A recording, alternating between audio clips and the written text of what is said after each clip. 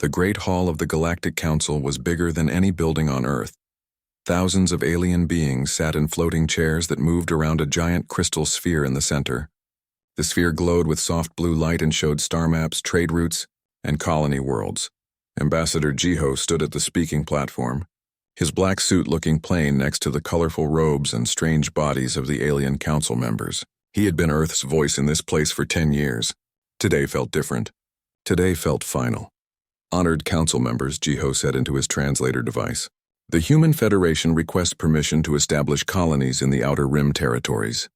We have identified 12 suitable worlds that are currently unclaimed. A sound like grinding metal came from the Vraxian section. It was laughter. Chancellor Vexka raised one of his forearms.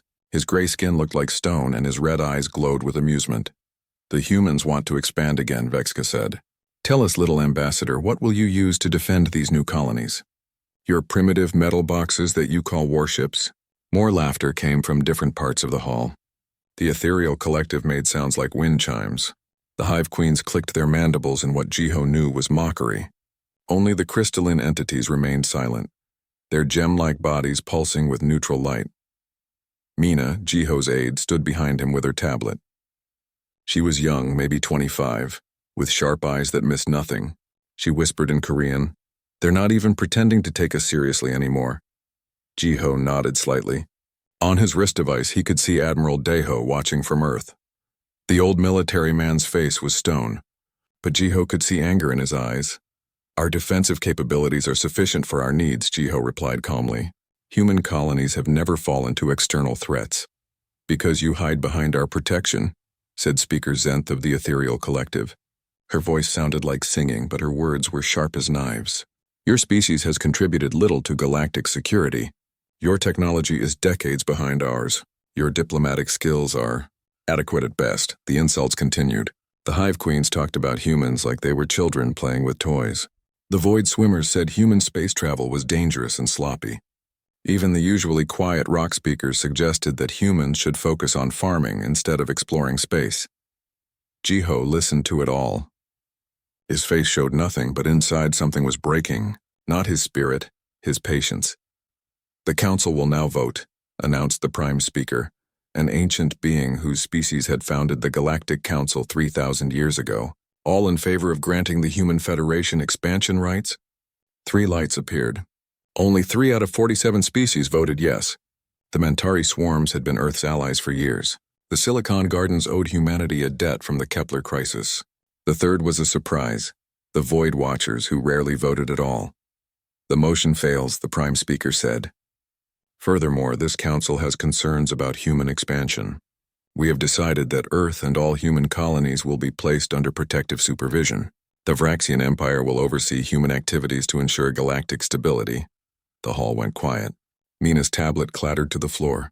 On his wrist screen, Jiho saw Admiral Daeho stand up so fast his chair fell over. Protective supervision. Jiho repeated slowly. You mean we become a protectorate? A subject species. Think of it as guidance, Chancellor Vexka said with another grinding laugh. Your people need to learn their place in the galaxy. You are a Category C civilization. You should be grateful for our protection. Jiho looked around the hall. 44 alien species had just voted to make humanity servants. After everything humans had done, the trade agreements, the joint research projects, the times human ships had rescued alien crews from pirates or disasters, none of it mattered. He reached up and removed his translator device. The small silver disc felt heavy in his hand. What are you doing? Speaker Zenth asked. Put that back on immediately. Jiho turned to Mina and spoke in Korean. 알겠습니다. 우리 방식대로 하겠습니다. His words came out as meaningless sounds to the aliens, but Mina understood. Her eyes went wide. Replace your translator, the prime speaker commanded. You will show proper respect to this council. Jiho clipped the device back on. But something had changed in his voice. The careful diplomacy was gone. The Human Federation thanks the Galactic Council for this educational experience, he said. Each word was clear and cold. We have learned much about our place in your galaxy. We won't be troubling you further. What does that mean? Chancellor Vexka demanded. It means exactly what I said. Jiho gathered his papers and handed them to Mina. We won't be troubling you anymore. He walked toward the exit. Mina followed, her face pale but determined. Behind them, alien voices rose in confusion and anger. "You cannot simply leave," Speaker Zenth called after them. "We are not finished with this discussion." Jiho paused at the great doors. When he looked back, his smile was not pleasant. "Yes, we are." The doors closed behind them with a sound like thunder. In the hallway outside, Mina grabbed Jiho's arm. "What did you just do?" she asked in Korean. "I ended a conversation that should have ended years ago," Jiho replied. "Contact Admiral Daeho. Tell him to begin Operation Exodus." "Exodus?" Mina's voice was barely a whisper. "Sir, are you talking about the contingency plan? The one we hoped we'd never use?" Jiho nodded. "Every human ship, every station, every colony. We're leaving. But sir, where will we go? The Council controls most of known space." Jiho looked out through a massive window at the stars beyond. "Then we'll find unknown space. Humans have always been good at going where others said we couldn't." As they walked to their shuttle, alarms began ringing in the council hall behind them. The aliens were arguing, shouting, trying to understand what had just happened. They would figure it out soon enough. Humanity had just resigned from the Galactic Council, and they were about to discover what that really meant. 3 days after Ambassador Jiho left the Galactic Council, something impossible happened. Every human presence in council space vanished. Captain Hyunwoo stood on the bridge of his survey ship, Soul's Pride, watching the stars bend and twist through the view screen. The fold space drive hummed beneath his feet, a sound that still made him nervous. This technology was only 6 months old, and they were using it to move entire colonies. "How many ships in our convoy?" he asked his navigator. 237, sir," Ensign Yuna replied. "Everything from the Kepler mining station to the last supply shuttle." Through the strange blue light of fold space, Hyunwoo could see the massive shapes of colony ships, industrial platforms, and defensive stations. They were all moving together through a kind of space that the Galactic Council didn't even know existed. And the other convoys? Captain Donghae reports successful departure from the Vega sector. Captain Siano's group left the Outer Rim stations an hour ago. Captain Jinsu is bringing up the rear with the Earth orbital platforms. Hyunwoo nodded. Operation Exodus was working better than they had dared hope. 5 years of secret preparation, 5 years of building technology the Council thought was impossible, and now humanity was walking away from everything they had built in Council space. On New Sol Colony, Chief Engineer Nari watched through her office window as the last transport filled with colonists. The massive space station was about to be moved through fold space, something that should have torn it apart. But human engineers had figured out how to wrap the entire structure in a protective field. "Ma'am, we're ready for the jump," her assistant Minsu reported. "All civilians aboard?" "Yes, ma'am." "Every person, every pet, every plant from the hydroponics gardens. Nothing left behind." Nari activated her communicator. "Transport control, this is Chief Engineer Nari. New Sol Colony is ready for fold space translation." "Understood." "Chief, translation begins in 30 seconds. Through her window, Nari watched as reality began to bend. The stars stretched into lines, then disappeared entirely. The colony station shuddered once, then settled into the strange calm of fold space travel. Her communicator buzzed. "Nari, this is Admiral Daeho. How are the civilian stations handling the jump?" "Better than expected, sir. The families are scared but excited.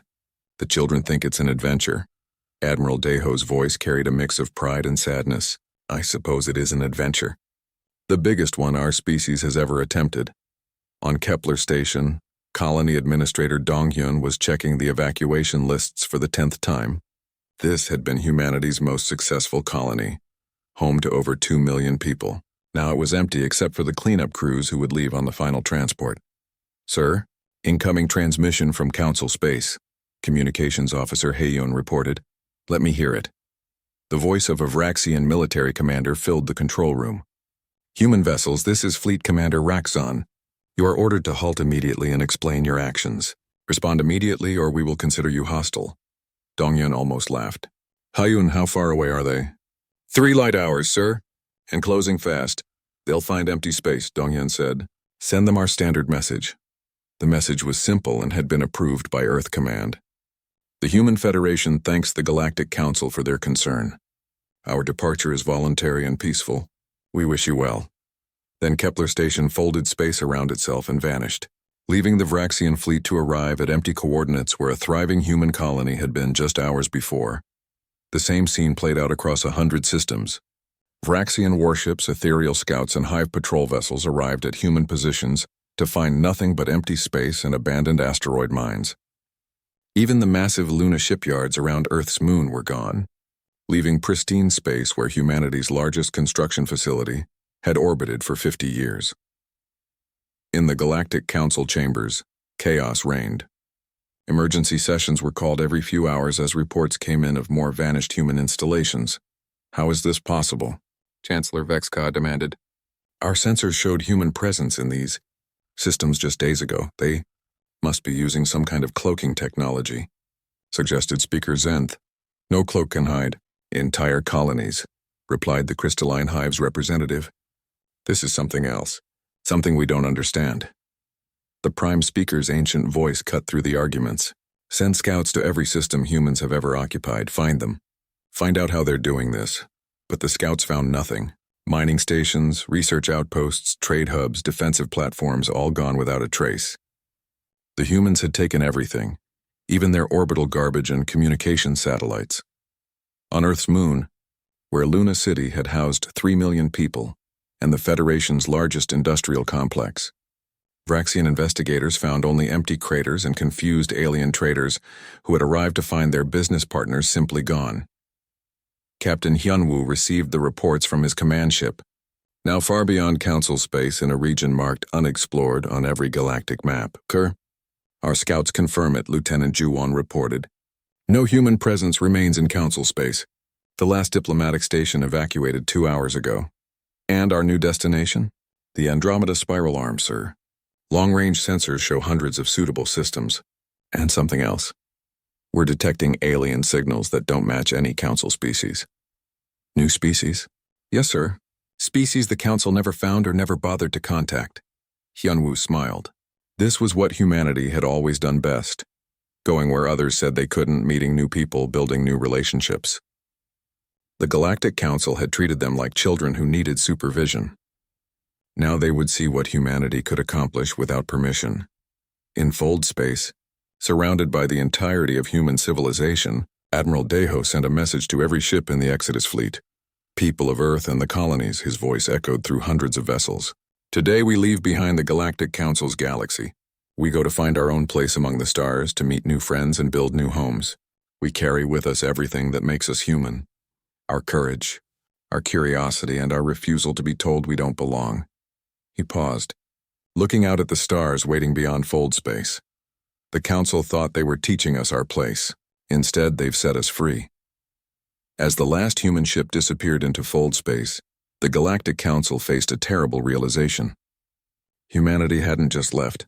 They had taken crucial technology, trade partnerships, and defensive capabilities with them. The galaxy was about to learn just how much they had depended on the species they thought was beneath them. 6 months after humanity vanished, the galaxy was falling apart. Chancellor Vexka stared at the reports covering his desk. Food shortages on 12 Vraxian worlds because human agricultural techniques were gone. Trade routes collapsing because human ships had carried goods between species who hated each other. Pirate attacks increasing because human patrol fleets no longer protected the border regions. How could we not see this? He asked his aide. The humans were integrated into everything, sir. We just never noticed because they never made demands or claimed credit. On the ethereal homeworld, Speaker Zenth faced similar problems. Human-designed water purification systems were failing, and no one knew how to fix them. Human translators had handled communication with 3 difficult species, and now those relationships were breaking down. Find them, she ordered her scouts. However far they went, find the humans. The search took months. Council fleets swept through empty systems, following faint energy signatures and old trade routes. They found nothing but abandoned mining equipment and empty space stations that had been stripped clean. Finally, a Vraxian scout captain named Kolven made contact with a long-range patrol that had been searching the unexplored regions beyond the galactic rim. Sir, we've found something, his communications officer reported. Energy signatures consistent with human technology, but different somehow. How different? More advanced, sir. Much more advanced. Captain Kolven ordered his small fleet to investigate. What they found made him question everything he thought he knew about humans. In a system that didn't appear on any council map, they discovered a thriving human colony surrounded by ships and stations of completely unknown design. The human vessels looked familiar, but they had been modified with technology that seemed almost magical. "Sir, we're being scanned," his sensor officer reported. "The scanning method is... I've never seen anything like it. Are we in danger?" "I don't think so, sir. It feels more like curiosity than hostility." A communication signal reached them. To Captain Colvin's surprise, it was in perfect Vraxian. "Vraxian vessels, this is Admiral Sunho of the Human Defense Fleet. You are in Free Stars Alliance territory. Please state your intentions." Colvin recognized the name. Admiral Sunho had commanded human escorts for Vraxian trade convoys for years.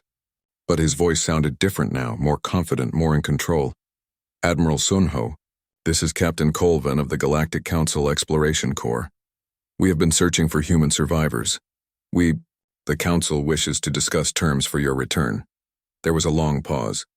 When Admiral Sunho spoke again, his tone was polite but firm. "Captain, humans are not survivors. We are colonists, explorers, and allies to new friends. If the Council wishes to discuss anything, they may send an official delegation. Until then, you are welcome to observe our operations from a safe distance." "Operations? What operations?" "See for yourself, Captain."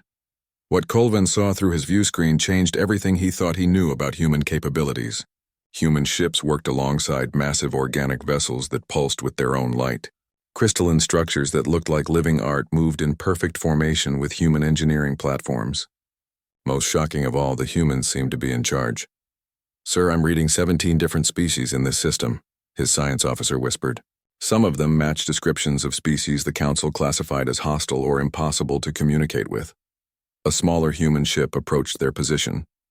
Its hull bore markings that meant nothing to Vraxian eyes, but its message was clear when Admiral Sunho himself appeared on their view screen. He looked older but healthier than Colvin remembered. His uniform was new, with insignia that showed he now held a much higher rank than his old council position. "Captain, I want to show you something," Admiral Sunho said. "Follow me, but keep your weapons powered down. Our new allies can be nervous around unfamiliar military vessels." They flew past a space station that was clearly human-built, but incorporated design elements from multiple alien species. Vraxian metalwork supported ethereal energy systems while completely unknown technologies filled the gaps. "Admiral, who are these species?" Colvin asked. "The Mantari swarms, who your council called savage monsters. The Silicon Gardens, who your people said were impossible to understand. The Void Watchers, who supposedly destroyed anyone who contacted them." Admiral Sunho's tone was matter-of-fact. "They're actually quite pleasant once you learn to communicate properly. But how? Council xenobiologists spent decades trying to establish contact with these species. Your xenobiologist tried to make them fit Council standards," came a new voice. Dr. Yunji appeared on the communication channel, her face bright with excitement. "We learned their standards instead." Captain Colvin knew Dr. Yunji. She had been a promising researcher in Council space, always pushing for more study time with difficult species. Now she looked like someone who had found her life's work. "Dr. Yunji, what have you discovered?" "Everything, Captain. The Mantari communicate through chemical signals that Council translators ignore. The Silicon Gardens think in mathematical concepts that Council languages can't express. The Void Watchers exist partially outside normal space-time, which is why they seem hostile. They're actually trying to protect other species from dimensional damage." The tour continued. Colvin saw human children playing with young aliens in species-mixing areas that should have been impossible. He watched human engineers working with Mantari builders to construct a space station, using techniques he had never seen. Most amazingly, he observed a joint research project where human scientists, Silicon Garden mathematicians, and Void Watcher dimensional specialists were working together on problems the Council had declared unsolvable. "How many systems do you control now?" he asked Admiral Sunho. "We don't control anything, Captain. The Free Stars Alliance is exactly that, free. We have settled 17 systems, established trade with 43 species, and formed defensive pacts with 12 regional powers, all as equals. 17 systems in 6 months? That's impossible. Nothing is impossible when species work together instead of competing for dominance," Dr. Yunji said. Our Silicon Garden friends can analyze planetary systems in ways that turn months of surveys into hours of work. The Mantari can build atmospheric processors that create habitable conditions in weeks instead of years. The Void Watchers can detect resources and threats across dimensional boundaries, Captain. Colvin realized he was looking at something. The Galactic Council had never achieved untrue cooperation between multiple species where no one species was in charge. We should return to Council space, Admiral Sunho said eventually. But first, let me give you something for your leaders. He transmitted a data packet that made Colvin's communications officer gasp. Sir, this contains the locations of over 200 habitable worlds, defensive strategies for dealing with the pirate problems in Council space, and, sir, this looks like a cure for the crystalline plague that's been spreading through the hive sectors. Gifts, Admiral Sunho explained, from the Free Stars Alliance to the people of Council space. Not to the Council itself, but to the people who are suffering because their leaders made poor decisions. As the Vraxian ships prepared to leave, Captain Colvin had one final question. Admiral, will humanity ever return to Council space? Admiral Sunho smiled, but it wasn't a happy expression. Captain, we never left Council space. The Council left us. We just decided to build something better. The journey back to Vraxian territory gave Colvin time to review everything he had recorded. When he finally reached Council space and delivered his report, the reaction was immediate and panicked. The humans hadn't just survived. They had created a new galactic power that made the Council look primitive by comparison. 1 year after humanity's departure, the Galactic Council was desperate. The emergency session had been called after 3 more Council species requested help dealing with economic collapse. The ethereal collective's trade networks were failing. The crystalline hive was losing colonies to a plague no one could cure. Pirate attacks had increased by 400%. Prime Speaker Velthara, ancient leader of the Council, looked older than his 3,000 years as he addressed the assembly. We must face the truth, his voice echoed through the Great Hall. Our civilization is failing without human participation.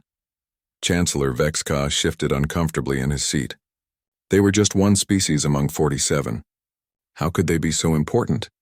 Because they were the glue that held everything together, Speaker Zenth admitted reluctantly. Our species work with humans. We don't work well with each other. The debate continued for hours, but the conclusion was inevitable. The Council had to try to bring humanity back. A formal delegation was assembled, representatives from 5 major species, including Chancellor Vexka himself. Their mission was to find the humans and negotiate their return with significant concessions. They expected to find refugees barely surviving in some distant system. What they found was the greatest shock in Council history. The delegation's ships emerged from hyperspace at the coordinates Captain Colvin had provided. Before them stretched a sight that defied everything they thought they knew about galactic politics. A massive space station floated in the system's center, easily 10 times larger than the Council's headquarters. It was clearly built by multiple species working together: human engineering, Mantari organic architecture, Silicon Garden crystalline mathematics, and technologies the Council had never seen. Ships moved in perfect coordination around the station. Not just human ships, but vessels from dozens of species, some working in formations that should have been impossible for different technologies to achieve. Sir, we're receiving a welcome message, the delegation's communication officer reported. The view screen lit up with the face of a woman the delegation didn't recognize. She was young, maybe 30, with calm eyes and a confident smile. Galactic Council delegation, welcome to Alliance Station. I am Minister Heejin of the Free Stars Alliance Foreign Affairs Department. Please follow the beacon to Dock 7, where you'll be met by our reception committee. Chancellor Vexka frowned. Who is this person? Where are the humans we know? Sir, according to our records, Minister Heijin was a junior administrator on New Sol Colony. She's been promoted significantly. The docking process was smooth, but everything about it felt different from Council procedures. Their ship was guided by a combination of human computer systems and what looked like living light from the Silicon Gardens. Security was present, but not threatening. Human guards worked alongside Mantari warriors and creatures the delegation had never seen before. Minister Heijin met them in person at the airlock. She wore a simple blue uniform with the Free Stars Alliance symbol, a cluster of stars connected by curved lines. representing cooperation between different worlds. Honored delegates, she said with perfect diplomatic courtesy. The Alliance Council is ready to receive you, but first, would you like to tour our station? I think it might help you understand what we've built here. The tour was carefully planned to show the delegation exactly how much humanity had changed. In the research section, Dr. Yunji was leading a mixed team of human scientists, Silicon Garden mathematicians, and Void Watcher dimensional specialists. They had just solved 3 problems that Council Science had worked on for decades. We've developed universal translation protocols that work with any form of communication, Dr. Yunji explained proudly. Chemical signals, mathematical concepts, dimensional resonance. We can talk to anyone now. In the military section, Fleet Admiral Kyungjae showed them joint training exercises where human tactical flexibility, combined with Mantari strength, Silicon Garden computational power, and Void Watcher stealth abilities. Each species brings different advantages, the Admiral explained. Instead of ranking them from best to worst, we combine them all into something stronger than any individual part. The civilian areas were even more impressive. Families from 6 different species lived and worked together. Human children played with young Mantari while their parents collaborated on engineering projects. Silicon Garden entities provided mathematical tutoring to teenagers from 3 species. This is impossible, Chancellor Vexka muttered to Speaker Zenth. These species have been enemies for centuries. Not enemies, Minister Heejin said, overhearing. Strangers. There's a difference. The delegation was finally brought to the Alliance Council chamber. It was nothing like the hierarchical structure of the Galactic Council. Instead of ranked seating based on species power, representatives sat in a circle where everyone could see everyone else. The meeting was led by President Soo-young, a former colony administrator who had been elected by vote of all Alliance citizens regardless of species. Honored delegates from the Galactic Council, President Soo-young began. We understand you wish to discuss humanity's return to Council space. Yes, Chancellor Vexka said quickly. The Council is prepared to offer significant concessions. Full membership rights, expanded territory grants, reduced oversight. I'm sorry, President Soo-young interrupted gently. I think there's been a misunderstanding. Humanity has not requested return to Council space, but your people are in exile, Speaker Zenth said. Surely you want to come home? This is our home now, President Soo-young replied. We've built something here that serves our needs and values. We have allies, not masters. We have cooperation, not competition. The delegation was confused. Where they had expected desperation, they found confidence. Where they expected isolation, they found new alliances. The meeting was interrupted by urgent alarms. A distress signal was coming from Council space. A Vraxian mining colony was facing natural disaster, with millions of lives at risk. We have to respond, Chancellor Vexka said. But our nearest rescue fleet is days away. Ours isn't, President Soo-young said calmly. She activated a communication channel. Captain Minseok, this is Alliance Station. We have a rescue mission. The response was immediate. Understood, Madam President. Joint rescue fleet launching in 10 minutes. Through the station's viewports, the delegation watched something that took their breath away. Human ships launched alongside Mantari biovessels, Silicon Garden crystalline craft, and Void Watcher dimensional shuttles. They moved together like parts of a single organism, each contributing their unique capabilities to the mission. You're going to save a Vraxian colony? Chancellor Vexka asked in amazement. Of course, President Soo-young said simply. People are in danger. Species politics don't matter when lives are at stake. The rescue operation was broadcast live to the delegation. They watched human engineering teams work with Mantari construction units to stabilize collapsing mining tunnels. Silicon Garden entities calculated optimal evacuation routes, while Void Watchers used their dimensional abilities to transport people through space-time barriers. In 12 hours, 2 million Varaxians were safely evacuated from a disaster that should have taken weeks to resolve with Council resources. When the rescued colonists were interviewed, their words were broadcast across Council space. The humans and their allies saved us. They worked together like we've never seen before. They didn't ask what we could give them in return. They just helped. As the delegation prepared to return to Council space, Chancellor Vexka had one final question. What do you want from the Galactic Council?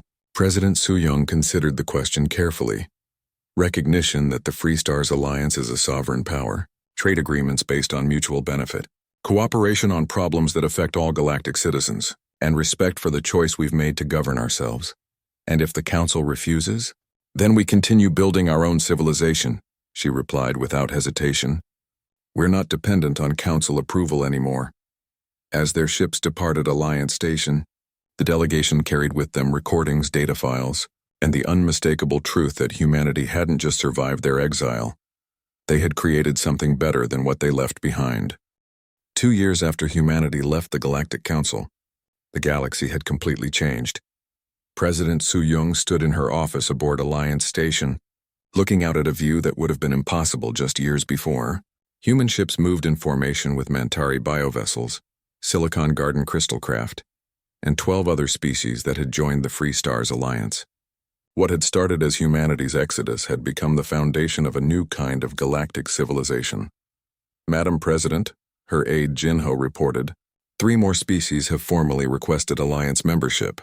The Coral Mines, the Quantum Dancers, and the Storm Riders. All species the Council said were impossible to work with.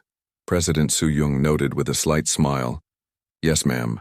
Also, we're receiving reports that the Galactic Council is facing internal problems. The Ethereal Collective is threatening to leave after the vote on trade restrictions failed. President Su-Yung wasn't surprised. The Council's rigid hierarchy had worked when they controlled most of known space. Now that there was an alternative, member species were questioning why they accepted second-class status. The real test came when long-range sensors detected something that terrified every spacefaring species in the galaxy. Admiral Wunho rushed into President Su-Yung's office with urgent reports. The former human fleet captain now commanded joint alliance forces made up of 6 species working in perfect coordination. Madam President, we have a galaxy-level emergency, he announced. The ancient Sentinel network has awakened. President Su-Yung felt ice in her veins. Every species had legends about the Sentinels, ancient automated defense systems left behind by a dead civilization. They were designed to eliminate any species that became too advanced or too widespread. How bad is it? Very bad. The Sentinels are targeting every spacefaring species in the galaxy. They've already destroyed 3 uninhabited systems to test their weapons. Conservative estimates give us 6 months before they begin targeting populated worlds. Within hours, desperate messages reached Alliance Station from across the galaxy. The Galactic Council, individual member species, independent worlds, even pirate groups, everyone was begging for help. Chancellor Vexka's message was particularly humble. President Su-Yung, the Galactic Council formally requests Alliance assistance in dealing with the Sentinel threat. We acknowledge that Alliance technology and cooperation methods may be our best hope for survival. President Su-Yung called an emergency session of the Alliance Council. Representatives from 19 species gathered in their circular chamber, each bringing different perspectives and capabilities. The threat affects everyone, President Su-Yung told the assembled delegates. Alliance members, Council species, independent worlds, the Sentinels don't care about our political differences. The debate was intense, but brief. The decision was unanimous. The Alliance would help defend the entire galaxy regardless of politics. Dr. Yunji led the research effort. Her mixed species team had been studying ancient technology for months and had made breakthroughs the Council never achieved. The Sentinels are designed to fight individual species, she explained to the Combined War Council. They analyze a species' technology, biology, and tactics, then develop specific countermeasures. But they're not programmed to handle true cooperation between different species. What do you mean? Asked Ambassador Jiyoung, humanity's representative to the growing coalition of galactic powers. Each species has different strengths. Humans are adaptable and creative. Mantari are incredibly strong and resilient. Silicon Gardens can process information at impossible speeds. Void Watchers can manipulate dimensions. The Sentinels can counter any one of these abilities, but not all of them working together simultaneously. Admiral Wunho began organizing the galaxy's first truly integrated defense force. Human tactical flexibility would coordinate overall strategy. Mantari bioships would provide raw firepower. Silicon Garden vessels would handle computational warfare. Void Watchers would strike from dimensional angles the Sentinels couldn't predict. Even former Council species brought unique capabilities. Vraxian heavy armor, ethereal energy manipulation, Crystalline hive swarm tactics. Everything had a place in the combined fleet. The first major battle took place at the edge of Council space. A Sentinel probe fleet had been sent to test galactic defenses. What they found was something their ancient programming had never anticipated. "All ships, this is Admiral Woonho." His voice carried across the combined fleet. "Remember, we're not fighting as separate species today. We're fighting as one civilization." The battle was unlike anything in galactic history. Human ships used hit-and-run tactics to confuse the Sentinels while Mantari biovessels absorbed massive damage and kept fighting. Silicon Garden craft hacked the ancient computer systems while Void Watchers attacked from directions that shouldn't exist. When Vraxian heavy cruisers combined their firepower with ethereal energy weapons, guided by human tactical computers and protected by crystalline hive defensive screens, the result was devastating to the enemy. The Sentinels were destroyed completely, but not before transmitting data back to their main network. "They're learning," Dr. Yunji warned. "The next attack will be stronger and adapted to our tactics, President." Su-Young made a decision that would define the future of galactic civilization. "Need everyone," she announced in a galaxy-wide broadcast. "Every species, every world, every individual who can contribute. This isn't about alliance versus council anymore. This is about survival." The response was overwhelming. Species that had been enemies for centuries worked side by side. Independent worlds offered resources and hiding places. Even pirate groups contributed intelligence about hidden bases and secret routes. The final battle came 6 months later, when the full Sentinel fleet emerged from the galactic core. Thousands of ancient warships, each one capable of destroying entire star systems. The galaxy met them with the largest combined fleet in history. Over 50 species working together, their ships modified with shared technology and their tactics integrated through alliance coordination protocols. Ambassador Ji-young stood on the command ship's bridge, representing humanity in this moment that would decide their species' future. Around her, beings from dozens of worlds worked together with a precision that would have seemed impossible just years before. "All species report ready," Admiral Woonho announced. "Combined fleet strength at maximum. This is for everyone, everywhere." The battle lasted 3 days. The Sentinels fought with ancient fury, their weapons capable of cracking planets and their shields nearly impenetrable. But they faced something their creators had never imagined: true cooperation between radically different forms of life. When human creativity met Mentari strength, when Silicon Garden logic combined with Void Watcher dimensional manipulation, when dozens of other species each contributed their unique gifts to a single coordinated effort, the result was unstoppable. The last Sentinel ship fell to a combined attack that used 17 different types of weapons fired in perfect coordination. In the aftermath, as rescue ships from 40 species worked together to save survivors and repair damaged worlds, President Su-Young received a message that marked the end of one era and the beginning of another. Prime Speaker Vel Thara, ancient leader of the Galactic Council, appeared on her view screen. His 3,000-year-old voice carried new humility. "President Su-Young, the Galactic Council formally requests to open negotiations for integration with the Free Stars Alliance, not as a return to the old ways, but as the beginning of something new." President Su-Young looked out at the stars where ships from dozens of worlds flew together, their crews working side by side regardless of species or origin. "Prime Speaker, the Alliance doesn't conquer or absorb other governments, but we're always ready to welcome new friends who believe in cooperation over domination." She paused, remembering the day 2 years ago when humanity had been told to know their place in the galaxy. After all, we've learned that the galaxy is big enough for everyone to find their place. The question isn't whether you're worthy of a place at the table, it's whether you're ready to help build a bigger table.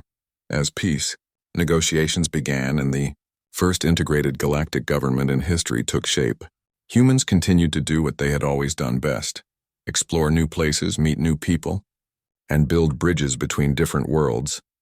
The species that had once dismissed them as primitive metal box builders now worked alongside them as equals, creating a civilization stronger than any single species could achieve alone. Humanity had not just survived being rejected from the Galactic Council. They had transformed the very meaning of galactic civilization itself.